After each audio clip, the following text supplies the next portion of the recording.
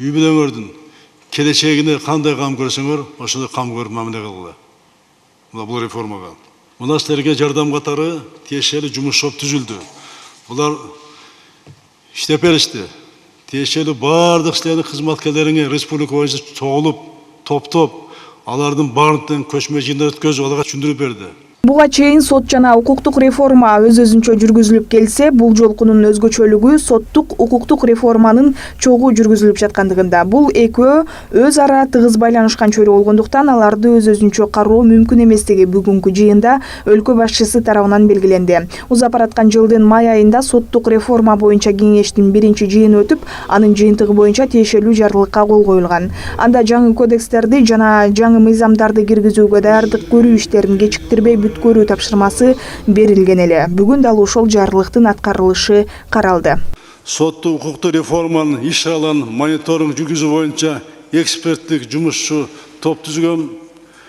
Көйгөйлүү маселелерди чечүү үчүн жумушчу топ мени тапшырмам боюнча 5 айдын ичинде 70 жолугушуу өткөрдү бүт аймактарда. Бардык региондордо мониторинг жана түшүндүрүү иштерин активдүү жүргүзүп келишти. Кыска мөөнөттө 70 жолугушуу болду. Жумушчу топтун маалыматы боюнча дагы эле эскиче ой жүгүртүү иши бизге тоскоол болууда. Укук коргоо жана көзөмөл органдары эски репрессивдик мыйзамдардын кеткиси келбей жатат. Ал эми айрым мамлекеттик органдарда реформага барууга саясий эрк жетишпей жатат. Кээ бир жетекчилер жаңы укуктук мейкиндикке өтүүнү каалашпайт.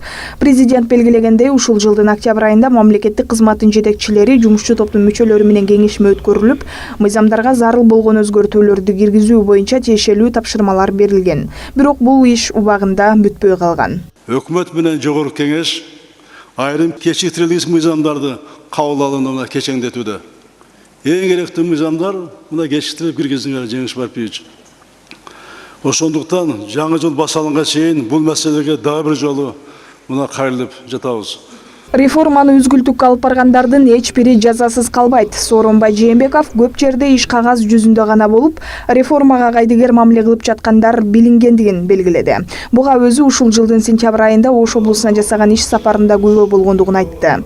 Бул реформаны элибиз көптөн бери күтүп жаткандыгын эске салып, 2005 жана 2010 жылдардагы революциялар азыркыдай аракеттердин жоктугунан, коррупция менен адилетсиздиктин айынан болгондугун кошумчалады. Кодекстерди, ошол мыйзамдарды жатка билмейинче, колуңардагы иштеп аткан ушул реформа ишке аша турган бүт кызматкерлерди экзамендерди алып, аттестация кылып, алардан талап коймоюнча бул соттук реформа тез ишке ашып кетпейт.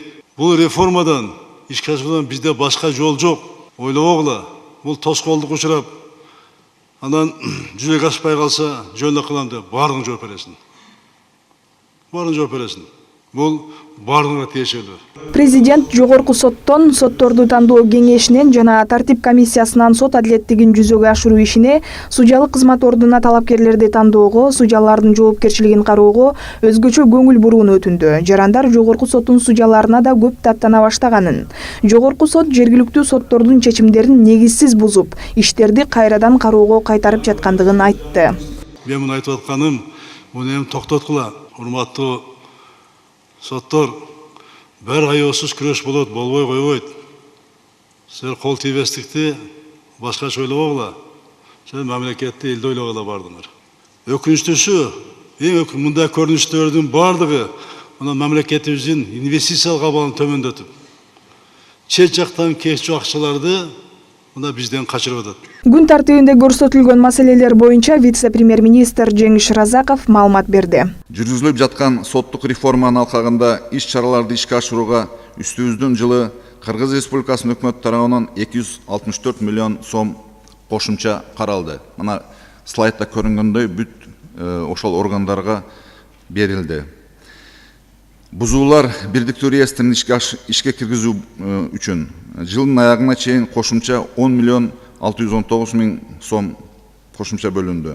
Бул кошумчалар транспорт жана жол министрлигине 2 миллион сом, саламат сактоо министрлигине 2,16 миллион сом, мамлекеттик коргоо иштери боюнча комитетине 2,19 миллион сом, Жаңы мыйзам жана кодекстердин ишке киришине байланыштуу 2018-жылы жергиликтүү соттордун 225 судьясы үчүн 3-8 күндүк окутуулар жүргүзүлдү. Европалык биримдик программасынын колдоосу менен бүгүнкү күндө соттордун 107 аппарат кызматкерлери 30 жергиликтүү соттордон иштерди электрондук каттоо жана электрондук каттоо статистикалык карталарын түзүү боюнча окуулардан өтүштү. Тергөө судьяларынын соттордогу аппарат кызматкерлеринин штаттык бирдигин киргизүү боюнча иш-чараларды жүргүзүүгө сот департаментинин 2019 жылга болгон бюджет долбоорунда 185 миллион сом каралган. Президент тиешелүү орган жетекчилеринин жаңы эрежелерге даярдыгы тууралуу сурады. Ички иштер министри Кашкар Жунушалиев кылмыштардын жана жоруктардын бирдиктүү реестринин ишке киришине байланыштуу бардык техникалар даярдалып, 5 январга чейин орун басарлары жана башкармалык башчылары жерлерде көзөмөлдөө иштерин жүргүзүү үчүн жөнөтүлөрүн белгиледи. Бирдиктүү бузуулар боюнча реестр иштелип чыгылып, бүгүнкү күндө 68 органдарда өзүбүздүн атайын интернет телеком боюнча тартылып, ал жерге дагы керектүү техникалык каражаттар жеткирилип, бүгүнкү күндө алар дагы тутумга кошулду. Участкалар не болду? Көбөйткөн участкалар деген ошолорго азыр иш ошол болот көбүнчө.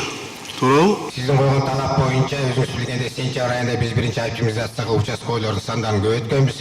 Азыр январь менен февраль айында экинчи оптимизация жолу менен дагы көбөйтүлөт. Экономикалык кылмыштарга каршы күрөшүү кызматы да жаңы мыйзамдарга байланыштуу жумушчу топ түзүлүп, бул тапта толугу менен даярдыгын айтты. Биринчи кезекте ченемдик укуктук базасын жаңы мыйзамдарга туура келтирүү боюнча жумуштарды тактап бүтүрдүк. Экинчисинде оптимизация жүргүзүп, азыркы кезде ар бир бөлүмгө бирден жоруктарды иликтөө, дознавательдерди бирден койдук.